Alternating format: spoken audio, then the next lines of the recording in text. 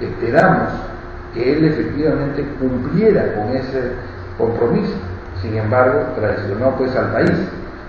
Pero yo estoy seguro que muchos de los compañeros de él en su partido, en el Partido Aprista, entienden que la Constitución de Haya de la Torre no puede ser suplantada por un texto hecho por un dictador que no tiene ninguna de las virtudes que tuvo el fundador de esta importante corriente, pero que además no solamente estuvo él, sino donde participó gente de todas las tendencias. He escuchado decir el otro día a Felipe Osterling, que es dirigente del PPC y presidente fue del Senado, que efectivamente el texto de 1993 es un texto espurio, pero que sin embargo ha pasado tanto tiempo, etcétera, etcétera, y como que hay que convalidarlo. Yo discrepo de esa opinión.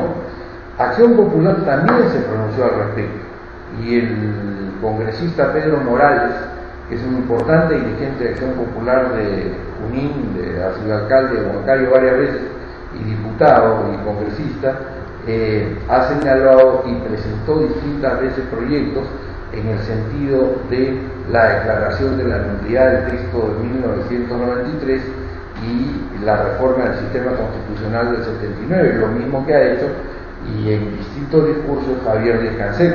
En consecuencia, desde todos los sectores del país, menos, claro está, desde el fujimorismo, nosotros tenemos que hay, digamos, un compromiso por la recuperación del sistema constitucional. Y por eso es que creemos que efectivamente, una vez presentado este proyecto ante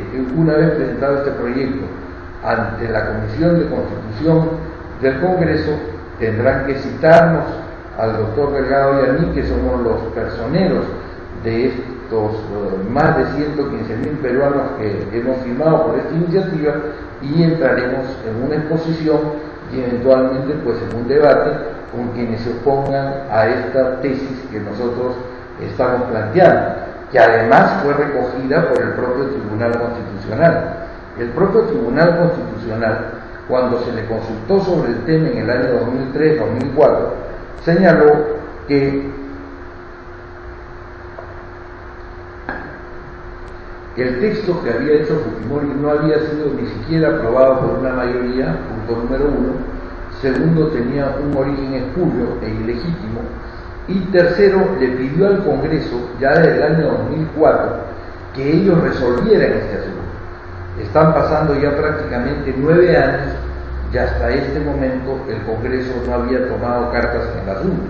Es por eso que la ciudadanía, frente a la inercia, frente a la pereza, frente a la flojera del Congreso, o frente al acomodo del Congreso y de los congresistas, porque más o menos se sentían bien con la situación independientemente de que esto fuera justo o no fuera justo, pues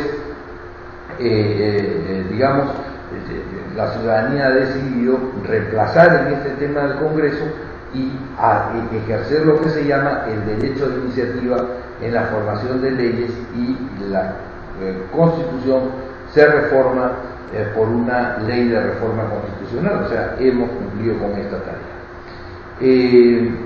La tercera pregunta nos la hace don Juan Rivera, que dice: ¿el gobierno de qué lado está? Esa es una muy buena pregunta.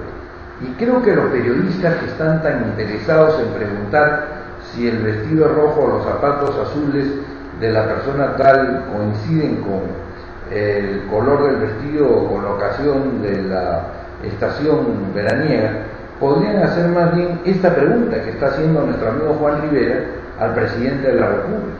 ¿Qué opina usted de la propuesta que más de 115.000 ciudadanos han hecho para que se cumpla aquello que el señor presidente de la República prometió durante su campaña electoral? A ver, me gustaría saber qué cosa es lo que nos contesta el señor presidente. Yo espero, y espero de buena fe, que el señor presidente honre su palabra y en consecuencia podamos contar con el grupo parlamentario de Gana Perú para impulsar estas reformas del sistema constitucional.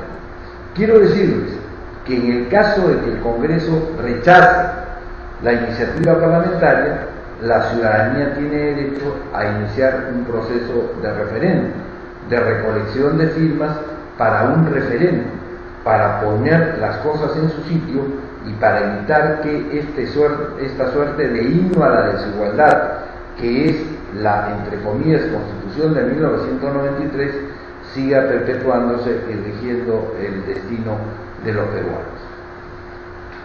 Entonces, amigo Juan, creo que es interesante entender que esta pregunta, y sería bueno si usted y todos los demás amigos que nos están escuchando, y aquí algunos del equipo de la Casa de la Constitución le dirigirán esas preguntas a los periodistas, para que, digamos, ya que ellos dicen que son los que transmiten las inquietudes del país, le pregunten al presidente de la República o le pregunten al primer ministro cuál es la posición del gobierno en esta materia. Como usted y como creo todos los peruanos, esperamos que no nos defrauden ni con una opinión en contrario, ni tampoco con una lavada de manos o con una respuesta que no signifique compromiso con lo que se dijo durante la campaña. La cuarta pregunta nos la hace don Ángel Torres. Dice: los maestros, ¿qué beneficios tenemos? La semana anterior nos preguntó un médico más o menos una pregunta similar. Los médicos, ¿qué beneficios tenemos con esta discusión? Y yo quiero decirles, como hablábamos también en la reunión anterior, que los ciudadanos no solamente debemos de preocuparnos, y esa es la diferencia entre individuo y ciudadano. El individuo se preocupa de lo suyo, y está muy bien que se preocupe de lo suyo, está muy bien que se preocupe de su negocio, de vender más zapatos, de tener más clientes, de hacer más construcciones, de lo que quiera. Eso es normal, es bueno, y el Perú avanza en la medida en que cada uno se preocupa de su interés. Pero avanza más cuando, junto con preocuparse de su interés, las personas se preocupan también del interés de la comunidad. Porque la diferencia muchas veces entre un país desarrollado y un país en vía de desarrollo está en que en el país en vía de desarrollo no existe la calidad de vida, no existe la seguridad para las personas que como producto de su trabajo adquieren una determinada posición. Siempre tienen que estar con guardaespaldas, siempre tienen que estar con chalecos antibalas, siempre tienen que estar con vidrios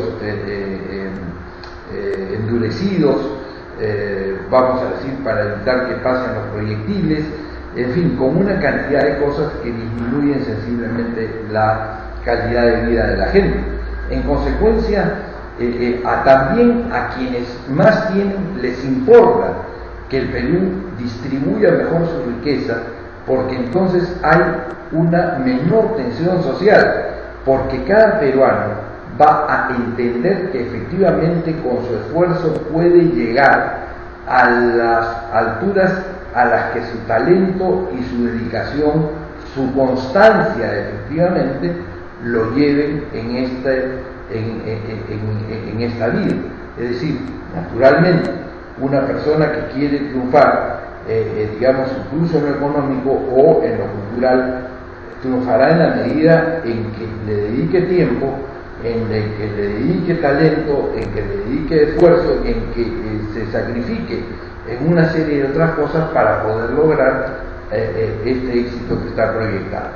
Sin embargo, en el caso concreto de los maestros, hay un tema verdaderamente interesante, y es que para nosotros la Constitución de 1979 tenía un dispositivo importantísimo, fundamental, que establecía que por lo menos el 20% del presupuesto de la República tenía que ser invertido en educación.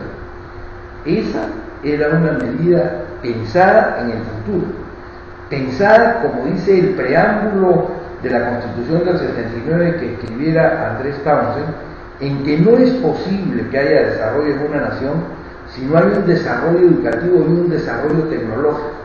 Y para eso se necesita que la gente esté bien educada. educada en letras, pero educada en ciencias, formada científicamente, con capacidad de contar, con capacidad de multiplicar, con capacidad de hacer operaciones matemáticas. Y para eso al maestro hay que invertir en el maestro. E invertir en el maestro implica pagarle al maestro sueldos respetables que le permitan vivir a él y a su familia de esa actividad. Y ese es un trabajo que tiene que ser naturalmente progresivo. Y naturalmente el maestro tiene que tener como contrapartida las obligaciones de preocuparse porque eso sucede.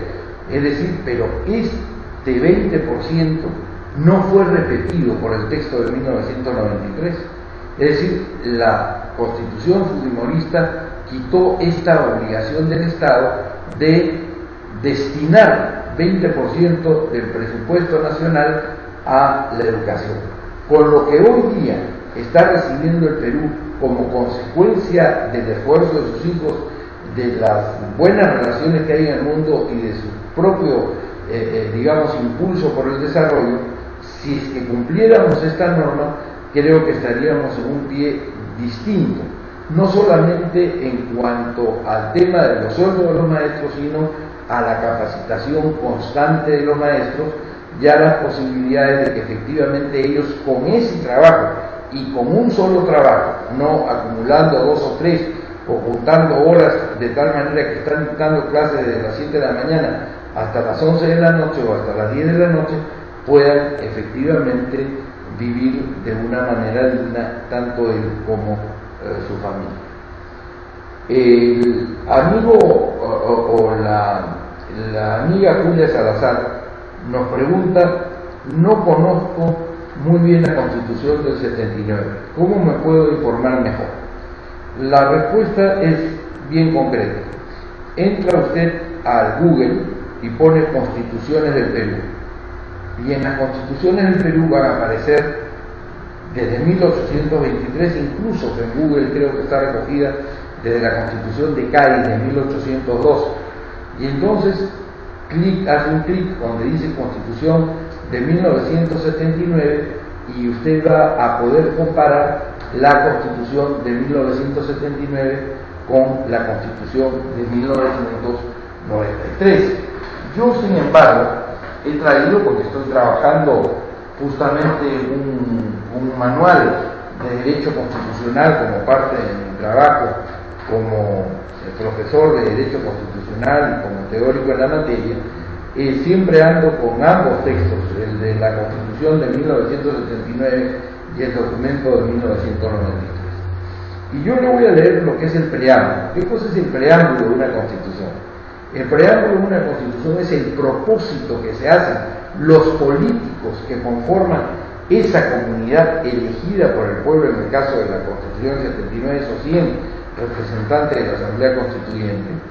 Entonces ellos se hicieron este propósito para el país y dijeron: nosotros que somos creyentes en que el hombre, en la primacía de la persona humana y en que todos los hombres iguales en dignidad somos, disculpen ustedes, pero como estoy con la luz muy intensa frente a mí, me es difícil captar ya por la hora que llevo mirando esa luz y el foco de esa luz este tema. Entonces acá dice creyentes en la primacía de la persona humana y en que todos los hombres iguales en dignidad tienen derechos de validez universal anteriores y superiores al Estado. ¿Qué cosa quiere decir esto? Esto quiere decir que efectivamente en la Constitución del 79 se reconoce la primacía de la persona humana.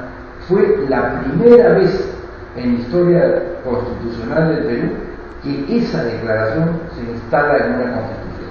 ¿Qué más dice el preámbulo de esta Constitución? Que nosotros estamos decididos a formar,